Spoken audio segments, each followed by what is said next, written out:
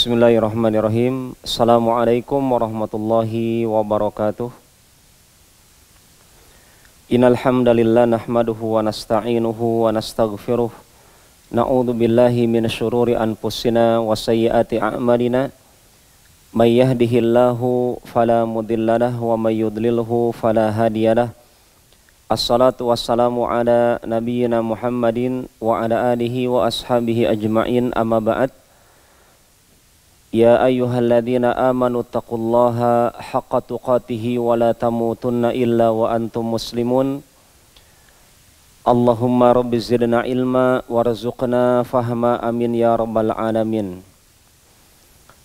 Para pemirsa, para pendengar, hamba-hamba Allah subhanahu wa ta'ala dimanapun Anda berada, bagaimanapun kondisi Anda, semoga kita semuanya masih dalam keadaan mendapatkan berkahnya bulan suci Ramadan. Masih harus kita ingat bahwa kita masih berada di bulan kebaikan, bulan kedermawanan, bulan bermujahadah, bersungguh-sungguh, apalagi di 10 hari terakhir Nabi Muhammad sallallahu alaihi wasallam yajtahidu ma la yajtahid fi ghairih. Beliau tetap meningkatkan kualitas ibadahnya di 10 hari terakhir, melebihi kesungguhan ibadah beliau di 20 hari pertama bulan suci Ramadan. Berita seperti ini mengindikasikan kepada kita bahwa kesungguhan ibadah itu tidak berakhir dengan berakhirnya malam ke-27 Ramadan. Dikarenakan kita sebagai umat Nabi Muhammad sallallahu alaihi wasallam mendapatkan kesungguhan Nabi ternyata sampai berpisah dengan bulan Ramadan. Adapun sebagian kita terkadang mengidap penyakit lemah, letih, lesu dan malas setelah lewat 27 Ramadan. Ini adalah bentuk bisikan setan di bulan Ramadan untuk menumbuhkan rasa malas beribadah di malam 28, malam 29 dan malam 30. Maksimalnya kita masih ada 3 malam. Dan ini adalah sesuai juga dengan pesannya Jibril alaihissalam. Orang yang celaka adalah orang yang bertemu Ramadan, kemudian Ramadan berlalu, kemudian belum mendapatkan ampunan. Mari kita pahami betul pesannya Jibril, dan Jibril itu dijuluki oleh Allah Ar-Ruh Al-Amin. Jibril yang sangat amanah seperti Nabi kita Muhammad SAW. Ya, Muhammad Al-Amin alaihi salatu wassalam. Sangat amanah.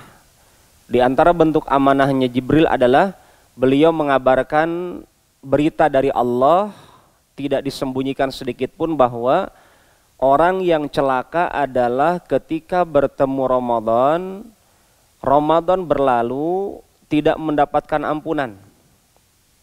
Jibril tidak mengatakan celakalah orang ketika bertemu Ramadan, 27 malam Ramadan berlalu, kemudian tidak mendapatkan ampunan. Disinilah yang harus kita cermati bersama, bahwa penentuan merugi atau tidak itu bukan ditentukan di malam ini atau malam kemarin. Penentuan finalnya itu nanti di akhir Ramadan. Kalau sampai akhir Ramadan, ya, orang tidak mendapatkan ampunan dari Allah, dialah yang merugi, dialah yang celaka. Para pendengar, para pemirsa, dengan adanya muhasabah seperti ini, izinkanlah saya untuk mengangkat tema tentang menyelami makna keikhlasan. Menyelami makna keikhlasan. Berkenaan dengan ikhlas, ini adalah asasu kulli amal. Para ulama menyebutkan ikhlas itu adalah pondasi setiap amalan. Goyatu kulli murid. Target setiap orang yang punya keinginan. Fa'amalun bila ikhlas la ajra lahu. Amalan kalau tidak dibarengi keikhlasan tidak bernilai pahala. Salat tanpa keikhlasan tidak ada manfaatnya. Sedekah tanpa keikhlasan sayang-sayang, sia-sia. Dan kita dapatkan di bulan Ramadan, orang secara refleks Allah berikan kemudahan taufik dari Allah untuk berubah menjadi baik secara lahirnya. Secara lahirnya.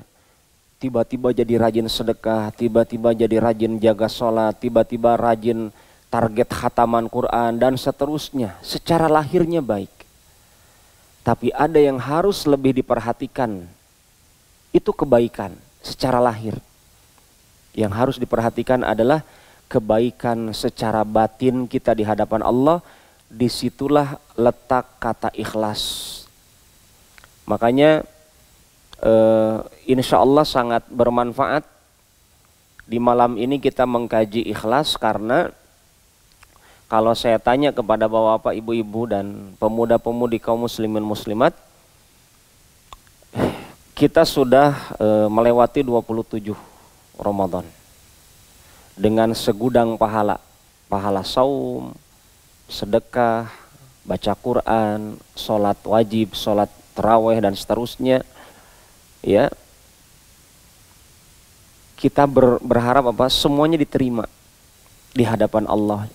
Hanya saja yang harus kita ingat bahwa syarat diterima amalan adalah mesti sesuai tuntunan Nabi dan harus ikhlas. Mesti sesuai tuntunan Nabi dan harus ikhlas. Maka pada malam hari ini kembali kita mengulang pengertian ikhlas. Apakah selama ini kita ikhlas atau tidak dalam baca Quran, di dalam sedekah, dan seterusnya.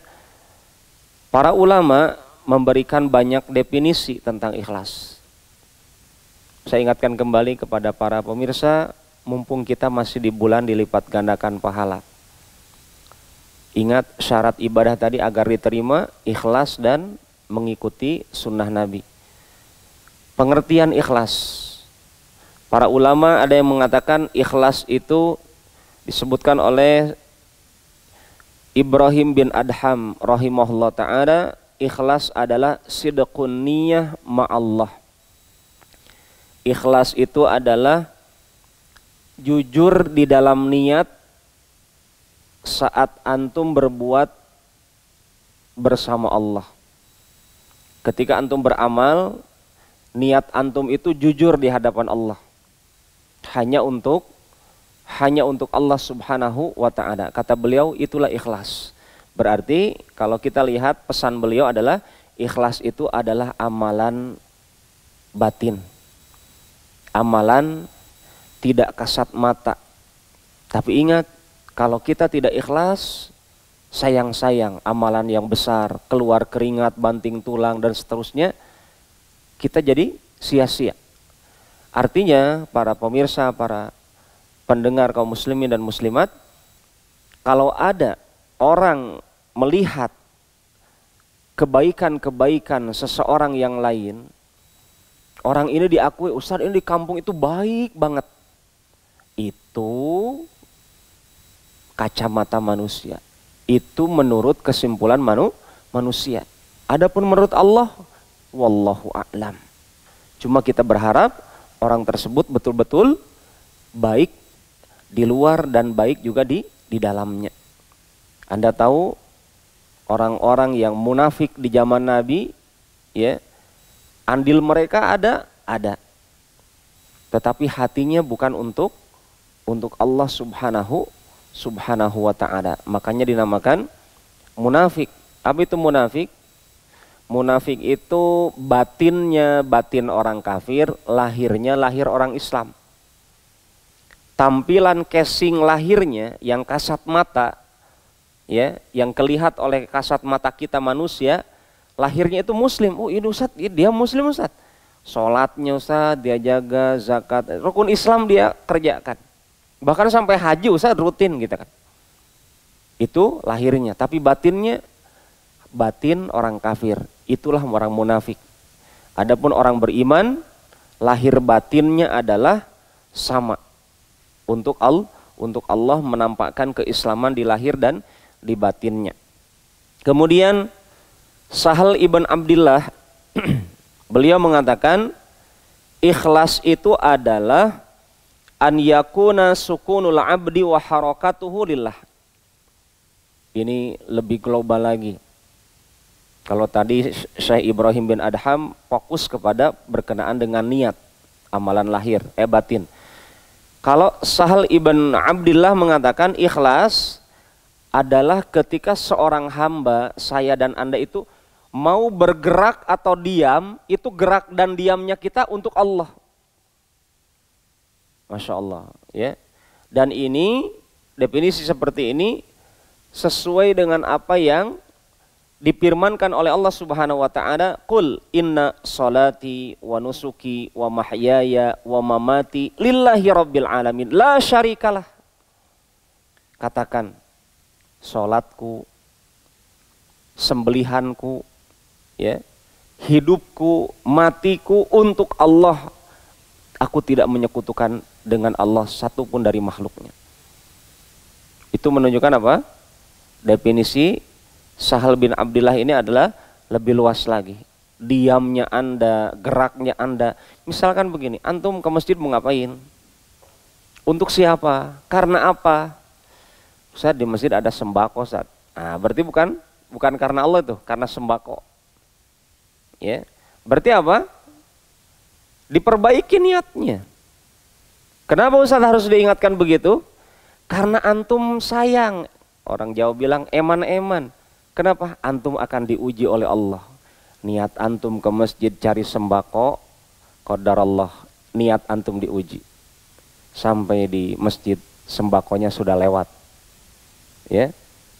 Antum jadi apa? Kasihan. Tapi coba kalau antum ke masjid untuk siapa? Dipanggil Allah, Ustaz.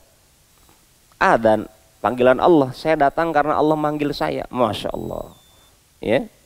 Antum menjawab undangan Allah. Apa yang terjadi? Yang terjadi antum akan mendapatkan sembako juga gitu loh. Kalau Allah yang mengaturnya, antum yakin kalau Allah yang mengaturnya, maka yakinlah sembako itu hanya efek samping, bukan tujuan. Makanya sahabat Ali bin Abi Thalib pernah mengatakan rizki itu ada dua. Ada rizki yang mendatangi kita dan ada rizki yang kita datangi. Ya, ada rizki yang mendatangi kita dan ada rizki yang kita datangi. Kita harus berusaha mencarinya. Tapi terkadang, masya Allah, kita sedang duduk-duduk, ternyata ada yang ketok pintu, ngasih kue berbuka, ya. Tiba-tiba ada yang ngajak masyara dan seterusnya. Itu tanpa kita usahakan. Siapa yang ngatur? Allah. Ngatur apa? Ngatur rezeki kita. Ya. Jadi sekuat apapun kita berusaha, kalau yang mengatur rezeki kita tidak menetapkan, maka kasihan kita. Nah, artinya kepada kita yang di bulan Ramadan ini kan mau berakhir ini. Ya. Antum coba yang menghitung-hitung omset dunianya di bulan Ramadan, apalagi terdampak COVID-19, saya yakin banyak yang merugi, menyesal antum. Kita akan menyesal, sedih ketika berakhir Ramadan. Sekarang lesu pendapatan saya. Kenapa? Karena target antum bertemu Ramadan cari dunia, omset dunia yang diraih. Coba kalau omset akhirat, nggak akan rugi. Ramadan ini ya tempat bisnis yang ideal bagi orang beriman. Kalau investasi akhirat, investasi yang paling pintar itu adalah di bulan Ramadan. Makanya ada hadis menyebutkan ya, sedekah paling utama itu di bulan Ramadan. Apa buktinya? Nabi itu dermawan, kata para sahabat. Kemudian Nabi dermawannya itu melejit, dirubah oleh Nabi, volumenya ditingkatkan di bulan Ramadan. Itu menunjukkan apa? Nabi ngerti betul investasi di bulan Ramadan itu investasi yang tidak akan merugi. Buktinya apa? Kedermawanan Nabi bukan diturunkan volumenya di bulan Ramadan, tapi ditingkatkan. Apalagi di 10 hari terakhir. Lah sekarang kita apa? Ini godaan kita ini, ya, cobaan kita ini dari Allah apa? Setelah lewat 27 Ramadan, banyak orang mulai yang dipikirkan apa? Baju lebaran, mudik yang mungkin susah nggak jadi gitu ya. Atau pokoknya dipikirkan bulan Syawal. Padahal apa?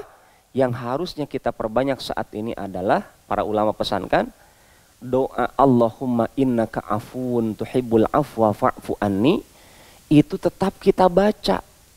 Karena Jibril mengatakan kalau bulan Ramadan Anda bertemu kemudian lewat nggak dapat ampun. Ramadan lewat antum nggak dapat ampun. Berarti apa? Minta ampun itu bukan hanya ketika terjadi Lailatul Qadar. Tapi minta ampun adalah khususnya di bulan Ramadan setiap hari, apalagi di 10 hari terakhir. Bisa Anda bayangkan, misalkan ini asumsikan saja, ada di antara kita misalkan mendapatkan keutamaan Lailatul Qadar. Nah ini godaan nih, godaan bagi orang yang sudah mendapatkan bonus besar. Lailatul Qadar kan khairun min alfi syahr, lebih baik daripada 1000 bulan. Antum misalkan sudah dapat omset, Ustaz, Masya Allah Ustaz, betul-betul Ustaz, tadi malam begini, banyak ikhwat cerita begitu. Bahkan di posting ya, pulang pagi dari masjid intikaf bagi yang intikaf, ataupun yang di rumahnya langsung naik lantai 2-nya kalau punya lantai 2 ya, kalau enggak ya atap rumahnya misal. Dia tunggu-tunggu sunrise, dia perhatikan, dia foto ini dan seterusnya. Baik, asumsikan antum dapat keutamaan Lailatul Qadar kemarin, tadi malam. Kemudian apa manfaatnya kalau sekarang antum jadi lesu, malas sholat 5 waktu berjamaah, banyak malasnya, malas baca Quran, merasa apa? Sudah mendapatkan rezeki besar. Padahal apa? Pahala yang besar ini akan terkikis kalau kita tidak merawatnya. Bukankah Allah mengatakan fa idza faraghta fansab. Allah ketika mengatakan apabila engkau telah selesai bersungguh-sungguh beribadah, apabila Anda telah berjuang di malam ke-27 Ramadan, Allah tidak mengatakan rehat mi, tidur mi, bukan. Tapi Allah katakan apa? Fansab. Apa itu fansab? Nasab. Apa itu nasab? Letih. Cari peluang ibadah yang lain. Ya. Cari peluang ibadah yang lain. Makanya Imam Ahmad pernah dikatakan oleh putranya atau murid-muridnya, wah Imam Ahmad, kami saksikan kau itu sibuk terus dalam beribadah, enggak capek kah? Istirahat kah sejenak begitu ya, kata murid-muridnya. Apa kata beliau? Istirahat saya ketika salah satu langkah kaki saya sudah masuk ke dalam surga. Ini motivasi dari Imam Ahmad ibn Hanbal rahimahullah ta'ala, muridnya Imam Asy-Syafi'i rahimahullah ta'ala mengatakan istirahat kita dari beribadah adalah ketika langkah kaki kita telah masuk surga. Karena kalau langkah kaki kita menuju surga belum masuk, belum dijamin. Tapi kalau sudah salah satunya masuk berarti sudah diizinkan, maka yang satunya akan diizinkan. Itulah waktu istirahat kita. Istirahat kita yang abadi di mana? Di akhirat, di dalam surga. Karena di alam kubur ada fitnah kubur. Di hari kiamat ada fitnahnya juga, ada ujiannya juga. Tapi kalau sudah masuk surga, sudah di situ hakikatnya istirahat. Karena di surga tidak ada kematian, tidak ada ngantuk, tidak ada tidur. Ya. Para pemirsa yang dimuliakan dan dirahmati oleh Allah Subhanahu wa taala. Kemudian ada yang mengatakan juga Abu Uthman rahimahullah taala mengatakan ikhlas itu apa? Nisyanu ru'yatil khalqi bidawamil an-nadhar ilal khaliq. Kalau Anda mengatakan diri Anda ikhlas, sekarang kan ikhlas ini kayak bahasa pasaran, bahasa umum. Semua orang mengakui ikhlas, saya ikhlas, saya ikhlas, saya ikhlas. Padahal para ulama katakan ikhlas adalah definisinya berusaha melupakan pandangan makhluk dan hadirkan perasaan terus-terusan melihat kepada yang menciptakan makhluk, yaitu Allah. Orang ikhlas adalah orang yang berusaha untuk melupakan komentar manusia dan berusaha memperhatikan apakah ya pandangan Allah kepada saya ridho atau murka. Makanya para ulama ketika ditanya siapakah orang yang ikhlas? Orang yang ikhlas adalah man yastawi indahu madihuhu wa dhamuhu. Orang ikhlas itu ketika keadaan dia dipuji orang dengan dia dicela, dihina orang, keadaannya sama. Jujur para jamaah, definisi ini berat. Makanya Syekh Sufyan rahimahullah ta'ala mengatakan majahatu ala nafsi mujahadatuha alal ikhlas. Tidak ada perkara yang sangat berat perjuangannya yang aku rasakan, kata beliau, seperti perjuangan mewujudkan kata ikhlas. Ikhlas itu berat. Ikhlas yang ringan itu di mana? Ikhlas di mulut, di lisan itu ringan. Ustadz, saya ikhlas, saya ikhlas, saya ikhlas, padahal di hatinya tidak ikhlas. Ya, maka orang yang ikhlas kata para ulama adalah orang yang ketika dia dipuji orang dengan dihina orang sama saja. Kenapa? Kok bisa begitu Ustaz? Kayaknya orang ini nggak ada hatinya nih. Bukan. Orang ini tahu diri. Pujian orang belum tentu sama dengan pujian Allah. Artinya ketika orang memuji kita, belum tentu Allah memuji dirinya. Sama juga ketika orang menghina dirinya, belum tentu Allah menghina dirinya.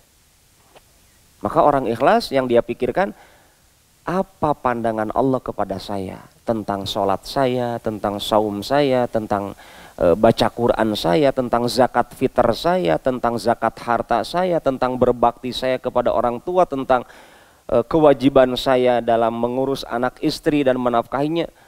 Apa pandangan Allah kepada saya? Bagaimana Allah memandang saya ketika saya berbuat? Apakah saya terhina di hadapan Allah ataukah saya disanjung, dipuji oleh Allah? Dan perlu diingat para pemirsa yang dimuliakan dan dirahmati oleh Allah, bahwa Allah itu apabila mencintai hambanya, maka Allah kabarkan pertama kali kepada malaikat Jibril bahwasanya wahai Jibril, aku mencintai fulan, cintailah. Akhirnya Jibril pun mencintai hamba tersebut karena Allah perintahkan. Ya. Kemudian Allah perintahkan Jibril mengabarkan kepada para malaikat yang lain untuk hal yang sama. Akhirnya malaikat juga mencintai orang tersebut. Apa yang terjadi? Makhluk-makhluk di langit mencintai hamba itu. Kapan itu? Ketika hamba itu telah berusaha mewujudkan, meraih cintanya Allah. Dan cintanya Allah berada pada apa? Menjaga keikhlasan, berusaha mengikuti sunnah Nabi. Mau komentar orang begini begitu, kalamunas goyatun latudrok. Ucapan orang itu nggak ada ujungnya. Kata para ulama, kalamunas goyatun latudrok. Nggak bisa kita ukur. Kadang dia ridho, kadang tidak, dan seterusnya. Tapi kalau Allah ukurannya jelas. Al-Quran 30 juz, nggak ada juz 40. Selesai, ikuti saja panduannya di situ. Nabi hadisnya cukup di situ, nggak ada hadis baru. Makanya kalau ada orang merasa bermimpi bertemu Nabi, kemudian mendapatkan hadis baru, ini kayaknya nabinya harus ditanya dulu nih. Ya, orang yang bermimpi ketemu nabinya ditanya dulu nih. Nabi yang Anda lihat dalam mimpi itu nabi apa? Nabi Muhammad SAW. Wajahnya kayak apa? Kayak wajah orang tolak, Ustaz. Nah, ini diragukan ini. Ya. Kalau ada orang bermimpi ketemu Nabi, dapat hadis baru. Ustaz, Ana dapat hadis dari Nabi, kata Nabi, engkau itu udah soleh, jadi wali Allah, nggak perlu sholat, nggak perlu zakat, nggak perlu saum. Wah, seneng itu orang. Ya. Karena sudah jadi wali. Kita tanya, nabinya jenggotan tidak? Tidak. Ya. Nabinya beruban tidak? Beruban Ustaz, putih semua rambutnya. Oh, itu nabi palsu. Kenapa? Nabi itu ubannya bisa dihitung jari. Sedikit nabi itu ubannya. Artinya, jangan mentang-mentang bermimpi ketemu nabi. Tidak semua orang ketika mengatakan mimpi ketemu nabi itu dalam mimpinya betul-betul nabi. Tapi kan Ustaz, dalam hadis Nabi katakan, setan tidak bisa menjelma dengan wujudnya nabi. Iya, setan tidak bisa menjelma. Cuma setan tahu kita ini nggak pernah membahas bentuk fisiknya Nabi, kita kurang mengenal bentuk fisiknya Nabi, akhirnya dimanfaatkan kebodohan kita itu oleh setan. Mumpung orang ini jarang kajian, dia tidak tahu fisiknya Nabi begini, tingginya begini, badannya gemuk atau kurus seterusnya, rambutnya begini dan seterusnya, ya. Akhirnya dimanfaatkan. Setan mengatakan, aku itu nabimu dan seterusnya. Jangankan Nabi, setan aja bisa ngaku-ngaku saya malaikat ini, saya Allah dan seterusnya.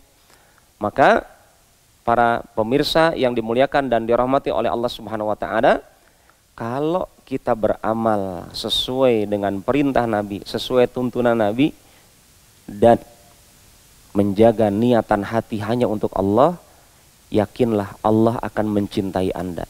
Malaikat dipimpin oleh Jibril akan mencintai Anda. Apa yang terjadi?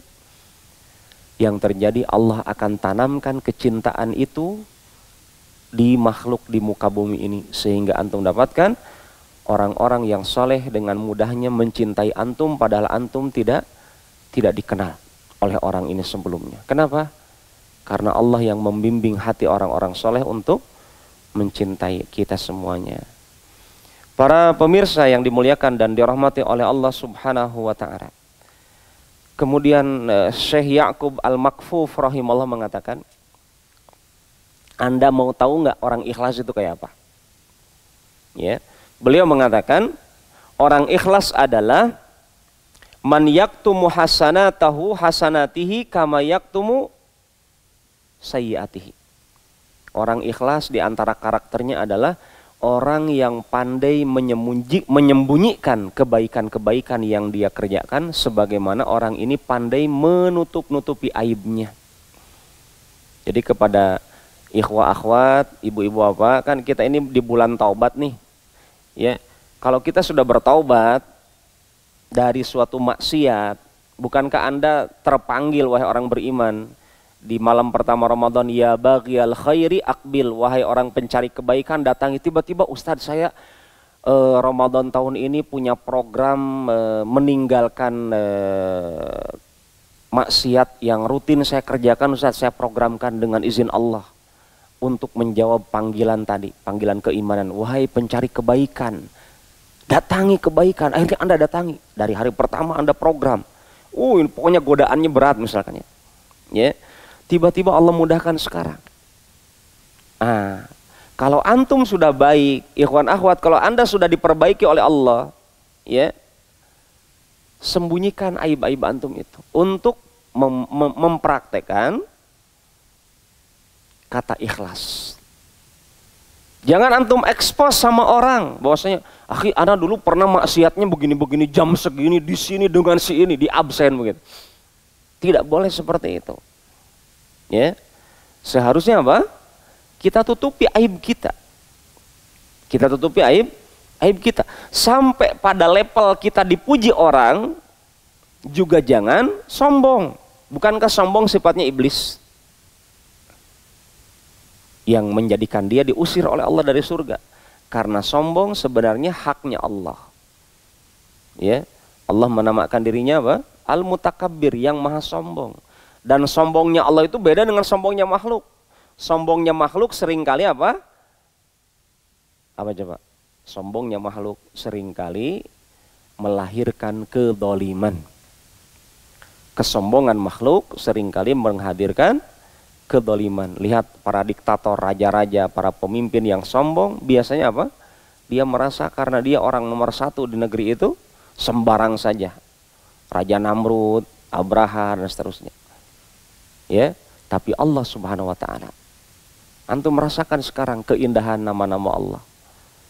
Walaupun Allah menamakan dirinya maha sombong, tapi Allah mengabarkan dirinya juga maha pengasih, maha penyayang. Jadi satukan nama-nama ini. Yang mengatakan akulah yang maha sombong, dialah juga yang mengatakan akulah yang maha pengasih, yang penyayang. Akulah yang maha adil, akulah yang maha benar, akulah yang maha memberi rezeki, akulah yang maha menyembuhkan, akulah yang memberikan petunjuk, akulah yang memberikan keselamatan. Sehingga ketika kita memikirkan Allah maha sombong itu, kita tidak suudon kepada Allah. Tenang, Allah itu maha sombong karena wajar untuk menunjukkan apa? Keagungan, kemuliaan, keperkasaan. Ya, kehebatannya Allah. Jadi ketika Allah menamakan dirinya dengan nama-nama tertentu, kita husnudzon, berbaik sangka kepada Allah Subhanahu wa taala. Maka orang yang ikhlas, dia berusaha menyembunyikan kebaikan-kebaikannya sebagaimana berusaha menyembunyikan keburukannya. Para pemirsa, para pendengar, kajian ikhlas ini mungkin ada di antara kita, Ustadz nggak perlu dibahas lagi, saya sudah ikhlas memang. Tapi coba tadi kita terapkan definisi-definisi tadi. Ada mungkin di antara kita, ya, ada di antara kita ketika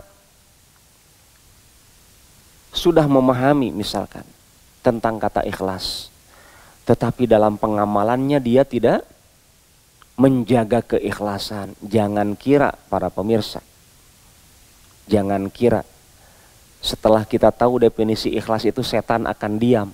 Tidak. Justru kalau kita buka surat Al-Hijr ayat 40, setan itu kan sudah dijamin oleh Allah tidak akan pernah masuk surga lagi. Selamanya dia akan kekal dalam nerakanya Allah. Na'udzubillah min dzalik.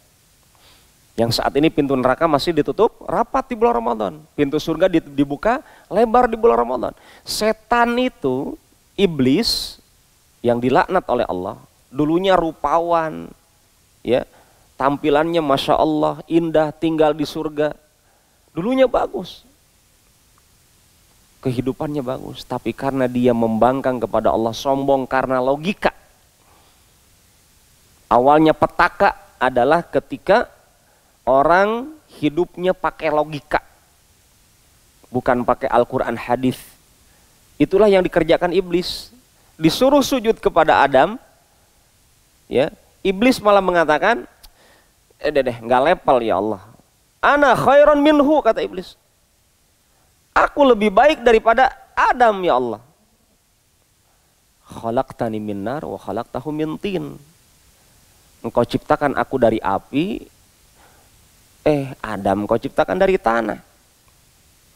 Ya, nggak layaklah api menyembah tanah, kata dia. Masya Allah. Padahal kalau iblis ini tidak pakai logika, ini kan logika analogi. Masa saya katanya orang kaya begini disuruh ngeluarkan zakat? Ingat Korun, dulu begitu juga Korun. Ini Allah ini katanya butuh uang saya yang cari duit, saya keringatan, saya capek, kadang saya sakit, banting tulang cari uang ini. Tiba-tiba ketika saya sudah dapat harta sampai nisab zakat, kok saya malah disuruh keluarkan uang untuk orang miskin lagi. Orang miskinnya nggak saya kenal juga. Nah, Korun begitu. Niru iblis, pakai logika. Padahal apa? Kalau orang kaya yang beriman tidak begitu rumusnya. Ketika dia pahami, oh iya, ini adalah haknya orang miskin. Ini peluang ibadah besar untuk orang-orang kaya dengan adanya zakat. Perintah dari Allah. Iblis Kembali kepada kata ikhlas tadi, iblis ketika ditetapkan oleh Allah, diponis engkau tidak akan pernah masuk surga lagi, engkau akan kekal abadi dalam neraka. Dia minta diberikan keringanan. Ya, diundur dulu masuk nerakanya Allah katanya. Rabbi anzirni ila yaumi yub'atsun. Berikan aku tenggak waktu. Jatuh temponya jangan sekarang ya Allah, kata iblis. Nanti waktu dibangkitkan. Nanti kalau hari kiamat terjadi, aku siap masuk neraka. Iblis katakan begitu. Ya. Kalau sekarang saya pedoko ini. Iblis ini dendam kesumat. Ya, ingat iblis adalah musuh bebuyutan anak Adam. Dan kita semuanya adalah keturunan Nabi Adam, bukan keturunan monyet. Ya. Ya Bani Adam dalam Al-Qur'an, wahai anak-anak Adam, kita anaknya keturunan Nabi Adam. Iblis mengatakan karena aku ini keluar dari surga gara-gara Adam ini. Maka iblis berjanji di hadapan Allah, aku akan menggoda keturunan Adam agar menjadi teman saya dalam neraka. Aku datangi dia dari hampir seluruh arah, dari depan, dari belakang, dari kanan, dari kiri. Sampai di antara mereka tidak engkau dapatkan menjadi orang yang bersyukur. Dalam ayat yang lain Allah katakan dalam surat Al-Hijr tadi, illa ibadaka minhumul mukhlasin. Perhatikan kata kalimat terakhirnya. Ya Allah, aku akan siap menggoda seluruh anak Adam, mau laki-laki, mau perempuan, mau laki-laki jadi-jadian, mau laki-laki, mau perempuan jadi-jadian. Semua akan aku goda.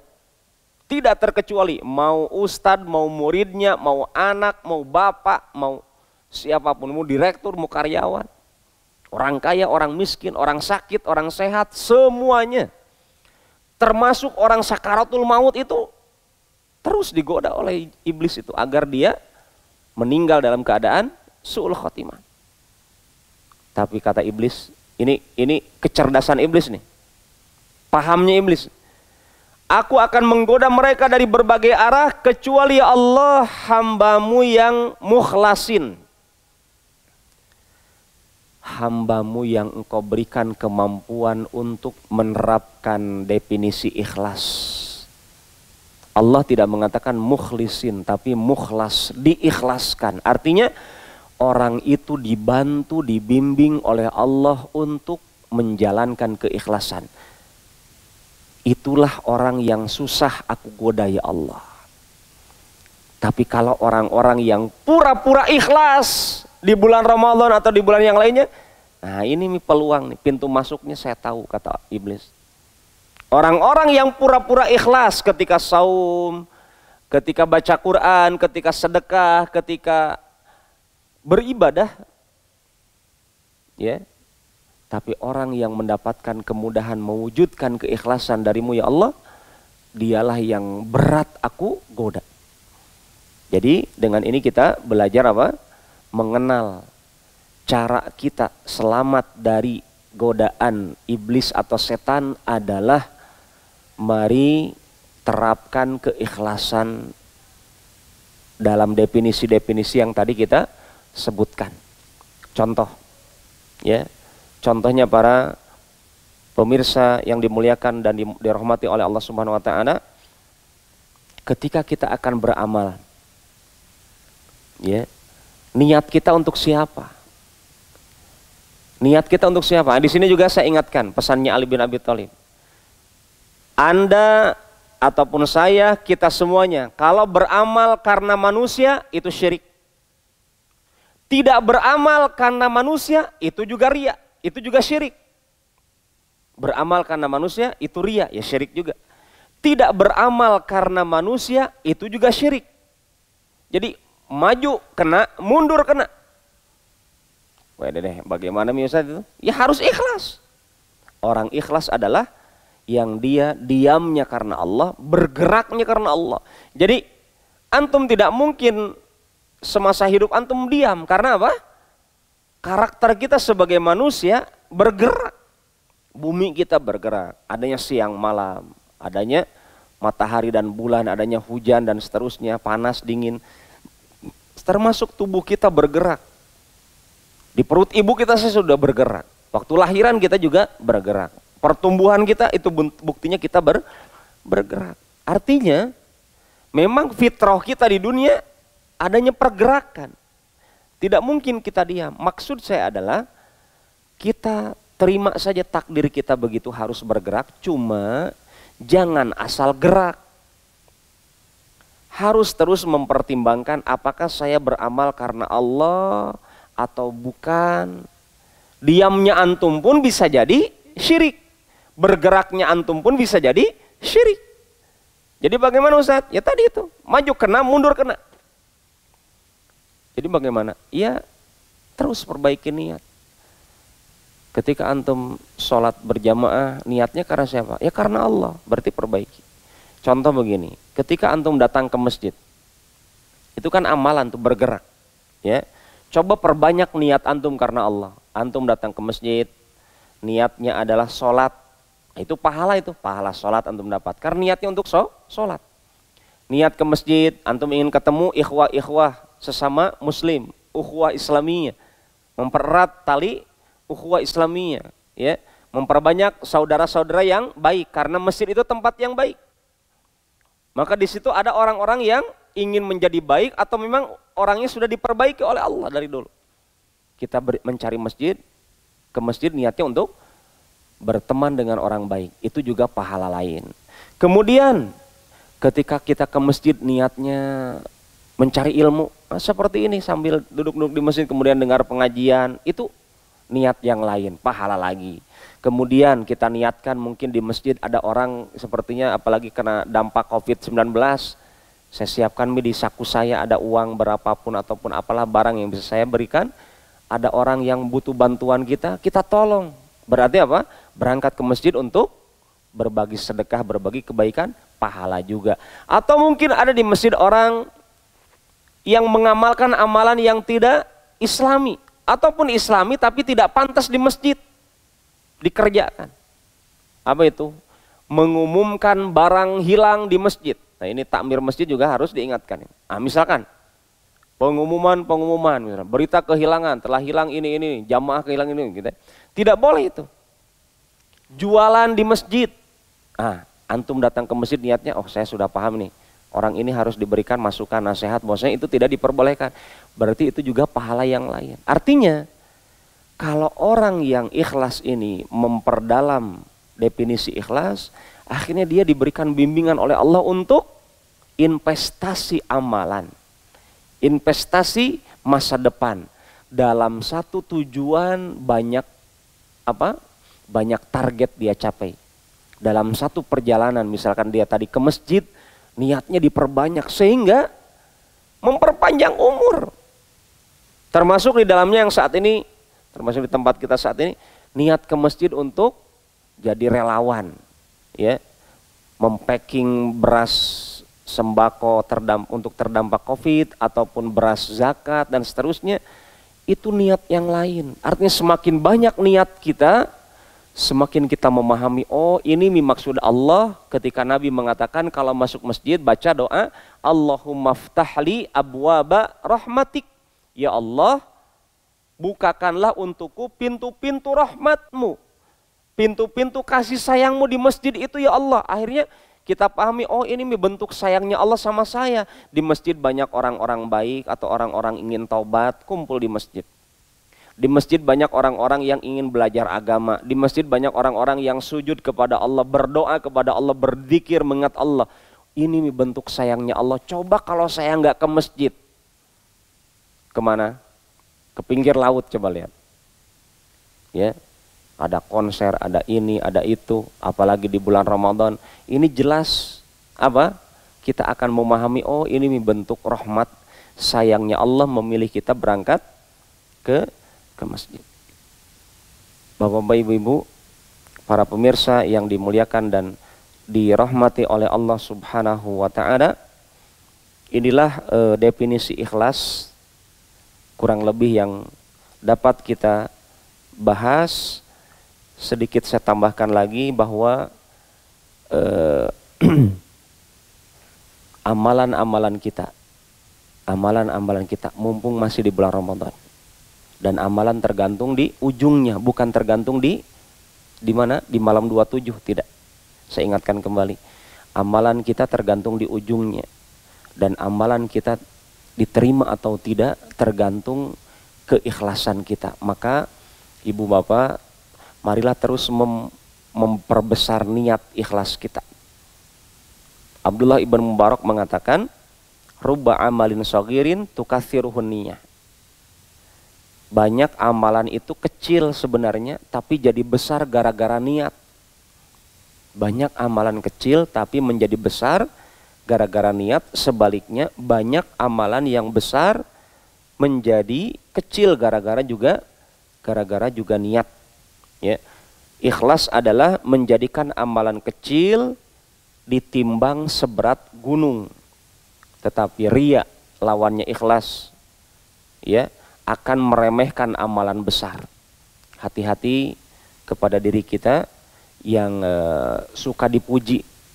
Kalau kita misalkan memberi bantuan, berbuat kebaikan itu tunggu like-nya orang, tunggu pujiannya orang, hati-hati. Ikhlas Anda harus dikaji lagi, ikhlas Anda harus dipelajari lagi. Kenapa?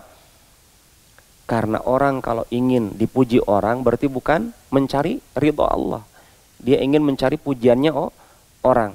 Niat awalnya begitu. Kalau dia niat awalnya hanya mendapatkan pujian orang, bukan pujian Allah, itu sudah jelas niatnya bukan karena Allah. Berbeda, tolong bedakan kata Nabi.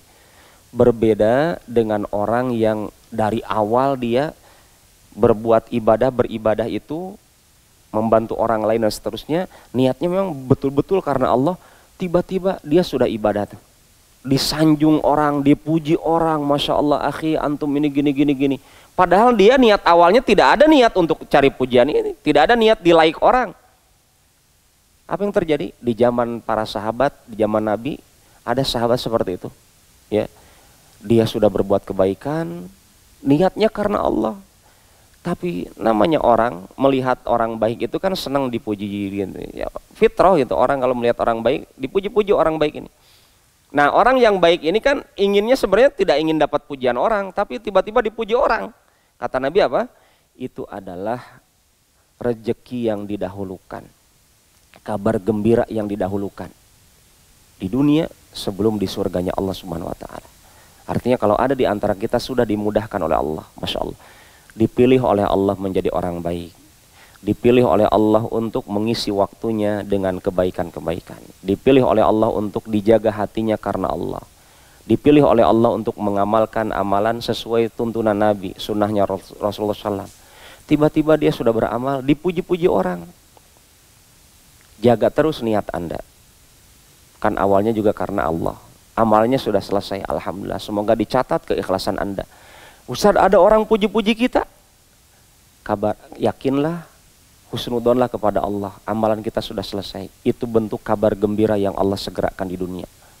Cuma sebagai penutup dalam hal ini adalah, kalau kita dipuji orang, ingat doa Nabi. Allahumma la tu'akhidni bima yaqulun, waghfir li ma la ya'lamun, waj'al li khairan mimma yadunnun. Allahumma la tu'akhidni bima yaqulun. Ya Allah, jangan engkau siksa saya karena pujian-pujian mereka. Karena engkau lebih tahu tentang saya layak dipuji atau tidak. Allahumma la tu'akhidni bima yaqulun. Jangan engkau siksa saya karena pujian-pujian mereka. Artinya pujian orang terkadang menjadi siksa untuk yang dipuji. Waghfirli ma la ya'lamun. Ampuni dosa-dosa saya, yang dosa ini hanya engkau yang tahu, mereka nggak tahu. Coba kalau mereka tahu dosa saya, mereka nggak akan memuji saya. Waj'alli khairan mimma yadunnun. Jadikan saya lebih baik daripada apa yang mereka duga, apa yang mereka puji. Ya Allah, kalau pujian mereka misalkan level 90, ya Allah jadikanlah saya lebih baik daripada level yang mereka berikan kepada saya. Dengan kalimat ini kita intinya apa? Memahami bahwa kontribusi kita kepada agama kita, kebaikan-kebaikan yang kita jalankan ini ternyata karena Allah menolong kita. Makanya orang beriman ketika dipuji itu yang diingat Allah. Kenapa? Ya akhi, Allah yang antum harus puji, bukan saya. Saya pintar seperti ini karena Allah beri kepintaran. Saya kaya seperti ini karena Allah beri kekayaan. Saya kuat seperti ini karena Allah beri kekuatan. Jadi orang beriman langsung dipautkan kepada Allah. Maka kalau kita dipuji, langsung katakan alhamdulillah ya akhi, Allah berikan gitu, dipuji. Siapa? Allah. Semoga kita mendapatkan manfaat dari kajian ini. Wallahu taala alam bissawab. Subhanaka Allahumma rabbana bihamdik asyhadu an la ilaha illa anta astaghfiruka wa atubu ilaik. Assalamualaikum warahmatullahi wabarakatuh.